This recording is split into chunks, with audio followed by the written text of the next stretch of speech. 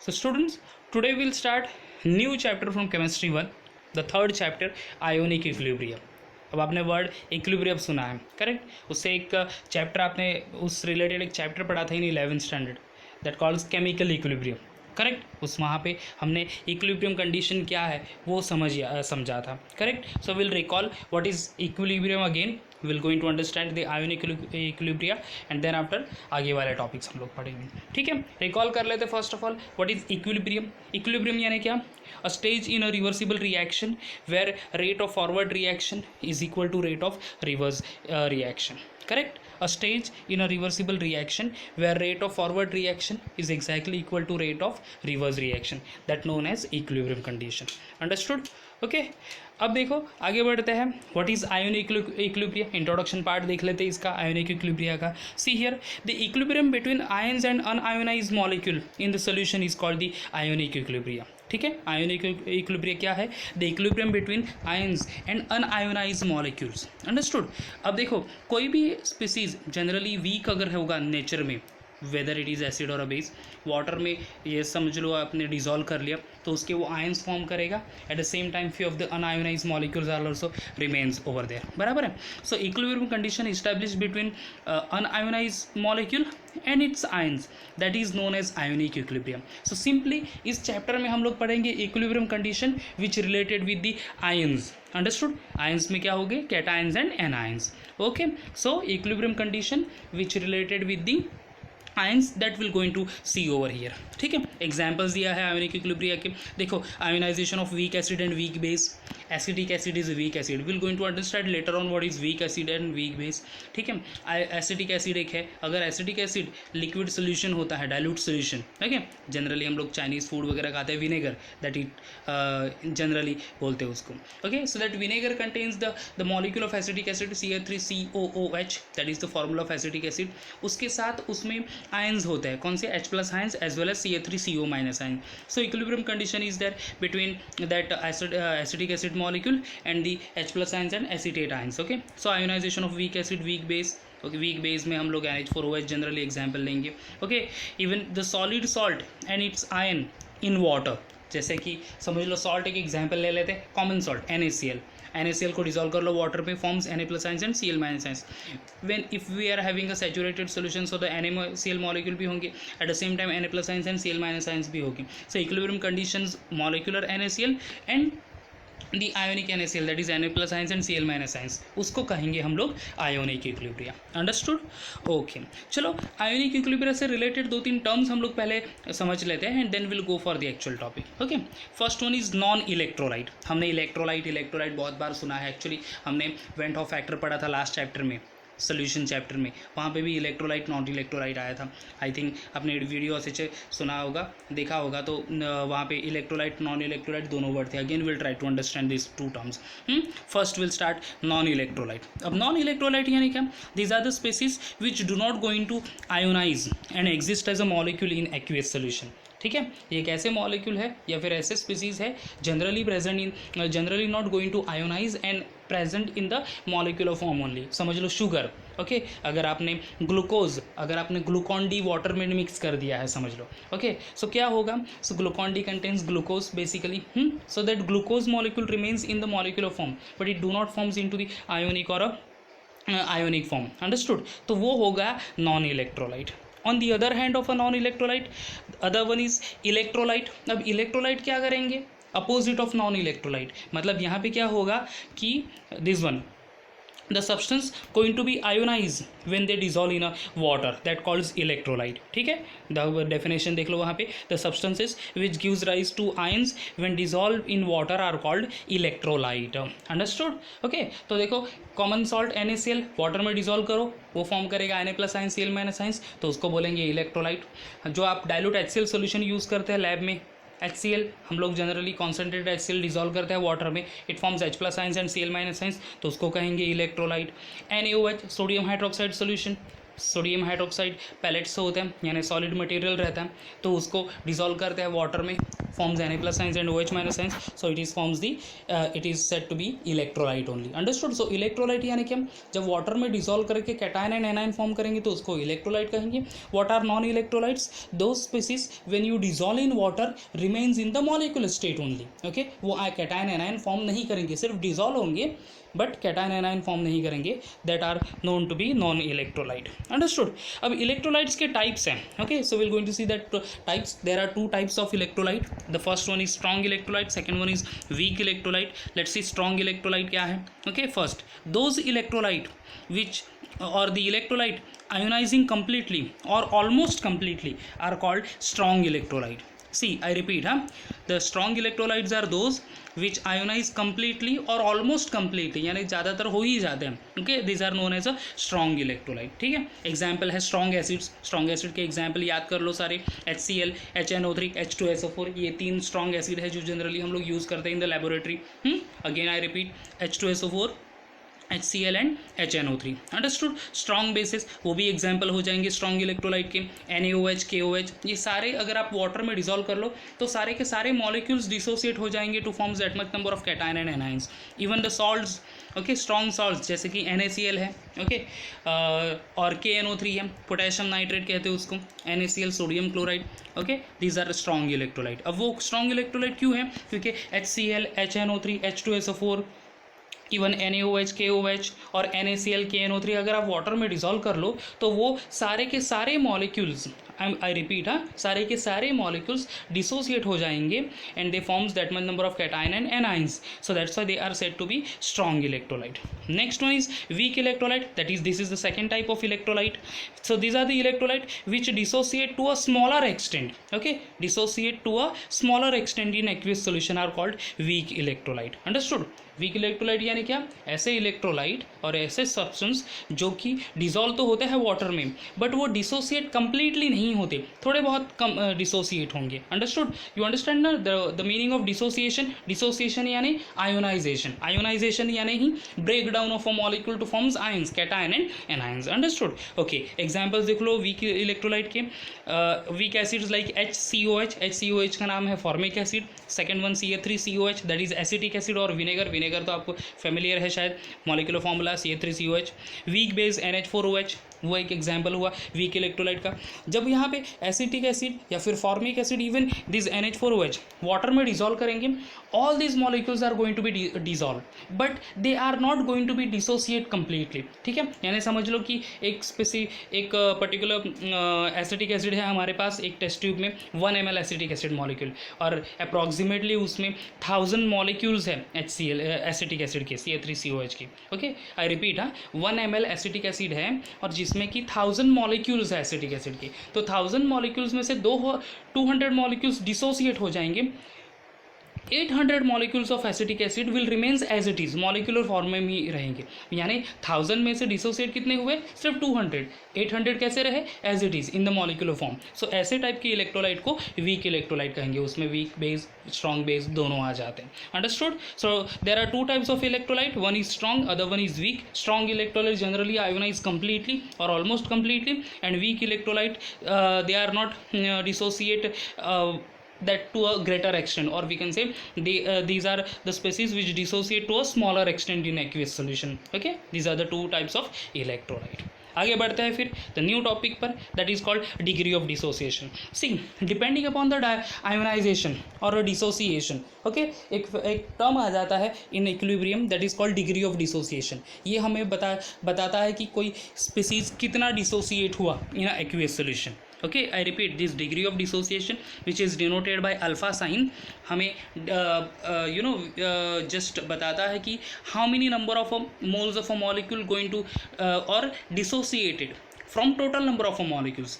okay, देखते हैं definition, it is defined as fraction of total number of moles of the electrolyte that dissociate into its ion। देख लो, it is defined as fraction of total number of moles of electrolyte that dissociate into its ion when equilibrium is attained। okay, it is denoted by alpha, so here we can say that कितने हैं, समझ लो एक example ले लेता हूँ मैं degree of dissociation के लिए. आई थिंक सो डेफिनेशन से डायरेक्टली तो समझना थोड़ा सा मुश्किल हो जाएगा. सो एग्जाम्पल ले लेते हैं. समझ लो I am having a 1 mole of particular species. Okay, 1 mole है मेरे पास species.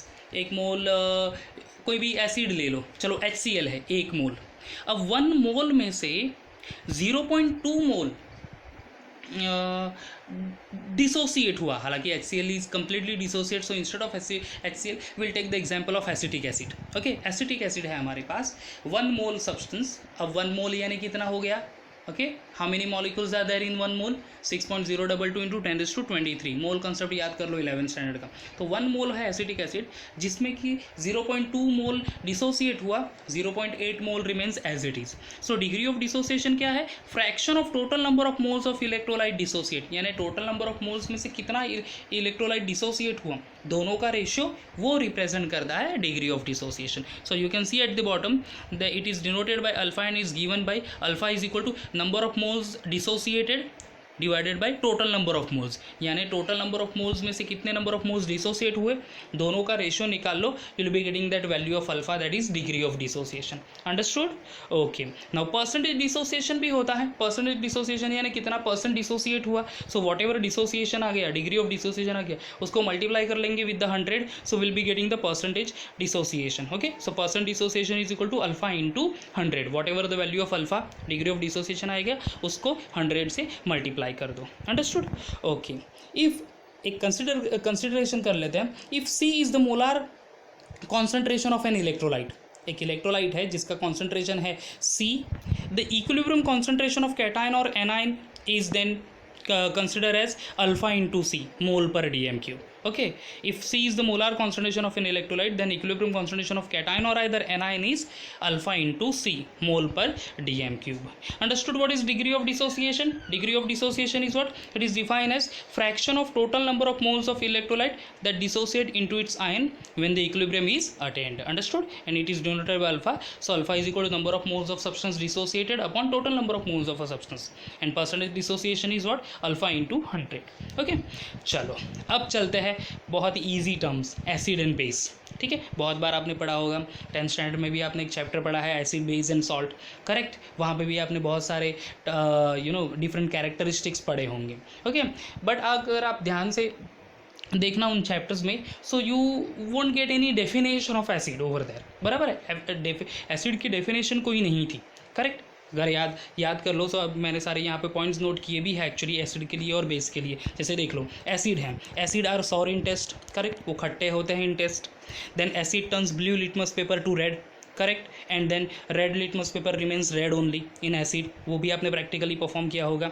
Acid generally react with water to form salt and hydrogen gas, and acid react with base to give salt and water. So these are what actually कहेंगे हम लोग इसको characteristics of acid. But हम लोग इसको definition कहेंगे क्या? नहीं, because there is no specific definition is there. these are only said to be the characteristics point of the acid कि एसिड एग्जैक्टली क्या है वो हमें बताएगा. करेक्ट, एसिड सॉर है टेस्ट में, एसिड में ब्लू लिटमस रेड होता है, रेड को रेड ही रहता है. Acid react with metal form करेगा salt and hydrogen gas. Acid react with base form salt and water. So ये सारे कैरेक्टरिस्टिक्स पॉइंट्स हुए. सिमिलरली बेस जो है, समझ रहे हो, base you all know that base are bitter in test, कड़वे होते हैं in test. Base turns red litmus paper to blue and blue remains blue over there only. Correct. Base are also react with the metal to form salt and hydrogen gas. Base are soapy to touch, यानी base को अगर आप soap touch कर लो तो वो थोड़ा सा sticky होगा. 2 फिंगर के बीच में अगर आप ये कर लो तो वो थोड़ा सा स्टिकी रहेगा, सोप जैसा लगेगा हमें in touch. Okay, that's why they are said to be soapy to touch. And the base react with acid to form salt and water.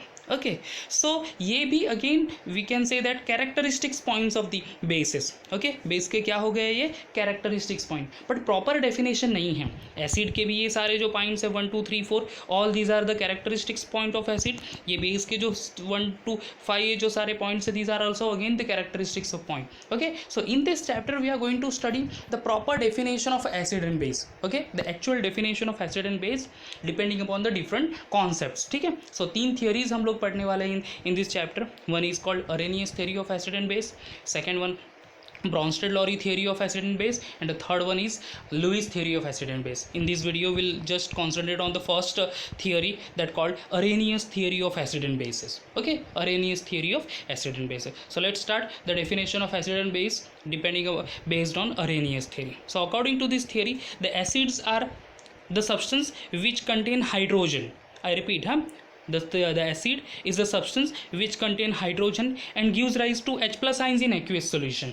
Okay acid एक ऐसे सब्सटेंस है जो कि जिसमें हाइड्रोजन होगा और वो डिजोल्व करेंगे जब वाटर में, यानी एक्वा यानी water, correct. So aqueous solution अगर वो फॉर्म करते हैं so they generally produce the H plus ions. Examples देख लो यहाँ पे HCl, H2SO4, HNO3 strong acid है, वहाँ पे CH3COH is a weak acid. So all these acids having hydrogen in their molecular formula and generally release the H plus ions when you dissolve this species into the water. So these are said to be the Arrhenius acid. Understood? वहाँ पे मैंने dissociation reaction भी बताया है. HCl in bracket में AQ लिखा है. AQ means HCl dissolve in water. So aqueous HCl solution is there. क्या फॉर्म करेगा? H plus ions and Cl minus ions. So H plus ions form कर रहा है. So that's why it is considered to be acid. Even CH3COH aqueous solution again forms CH3CO minus ions plus H plus ions. So again H plus ions है. So it forms what?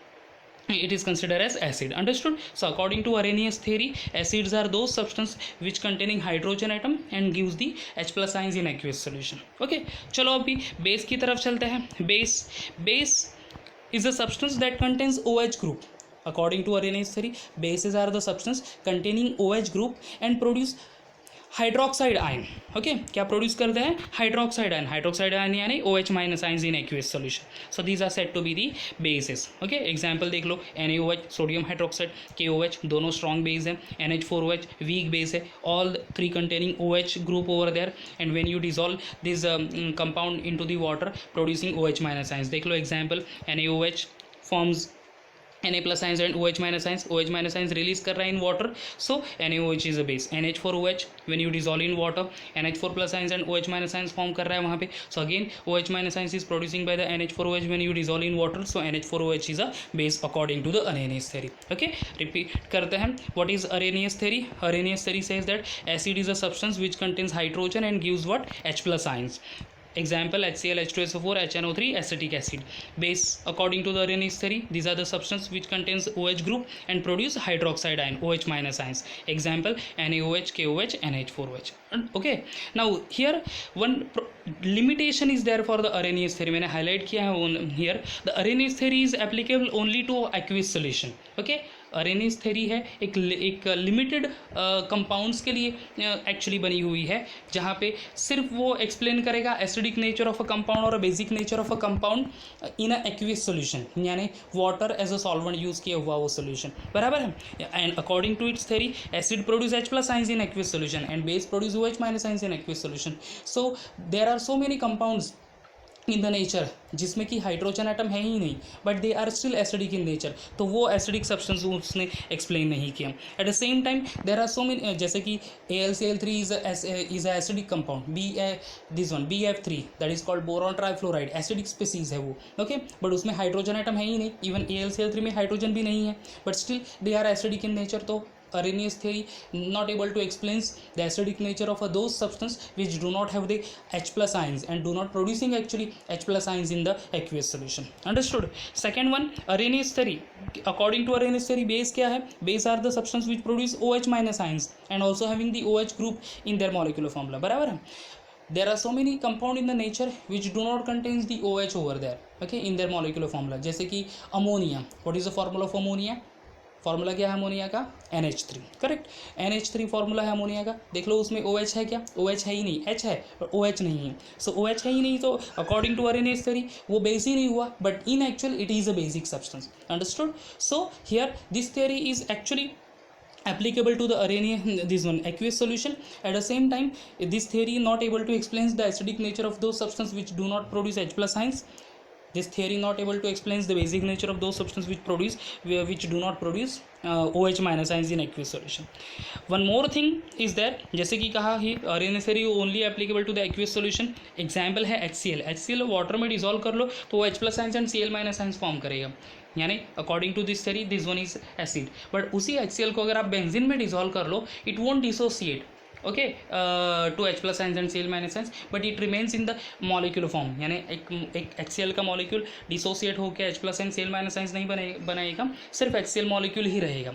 यानी water में वो acid है, but in benzene is a organic compound actually, so in non aqueous solution it is not a acid actually. So ये भी एक proper limitation हो गया अरेनेज तरीका। हालांकि ये टेक्स्ट बुक में दिया नहीं है एंड इनफैक्ट आपको सिलेबस में है ही नहीं, सिलेबस में आपको सिर्फ डेफिनेशन एसिड एंड बेस की पढ़ना है along with the examples, but मैंने सारे लिस्ट आउट कर लिए लिमिटेशंस भी कि एग्जैक्टली अरेनेज थ्योरी में के लिमिटेशंस भी क्या है, और उसको ओवरकम किया था फिर by the next theory, Bronsted Lowry theory and the Lewis theory, that will going to understand in the next lecture. ठीक है, सो स्टूडेंट्स आज क्या हम लोग पढ़े in this video, we started with the new chapter that is ionic equilibrium ionic equilibrium यानी क्या, the equilibrium between ion and unionized molecule and the solution that is called ionic equilibrium. Examples: ionization of weak acid, weak base, salt, solid salt dissolve in water to forms ions, तो वो examples हो गए। उसमें हमने पढ़ा non electrolyte यानी क्या, these are the species when you dissolve in water do not dissociate, electrolytes are the species when you dissolve in water gives their dissociate and forms the ions, cation and anions। Types of electrolyte कितने हैं, दो है, strong electrolyte, weak electrolyte. Strong electrolyte generally ionize completely in aqueous solution, and weak electrolyte do not means partially ionize in aqueous solution, correct? Then after we started degree of dissociation actually explains the ionization of the compound. It is the ratio of number of moles of substance ionized to the total number of moles of substance are there, correct? It is denoted by alpha, so alpha is equal to number of moles dissociated upon total number of moles, and percent dissociation कैसे find करते हैं, alpha into 100 multiply कर लो 100 से मिल जाएगा। Acid and base, acid के सारे characteristics point, acid sour in taste, acid turns blue litmus paper to red, red remains red, acid react with metal to form salt and hydrogen gas, acid react with base to form salt and water. Base क्या है, bitter in taste, turns red litmus paper to blue, blue remains blue over there, base also react with metal to form salt and hydrogen gas, base are soapy to touch and base react with acid to form salt and water. These all are the characteristics for acid as well as the base. So proper definition कहाँ पढ़ी हमने, Arrhenius theory में। So according to Arrhenius theory, acids are the substance which producing H plus ions and base are the substance producing OH minus ions. Understood? So इतना सारा topic हमने learn कर लिया, सारे नोट से अच्छे से नोट कर लेना। Thank you.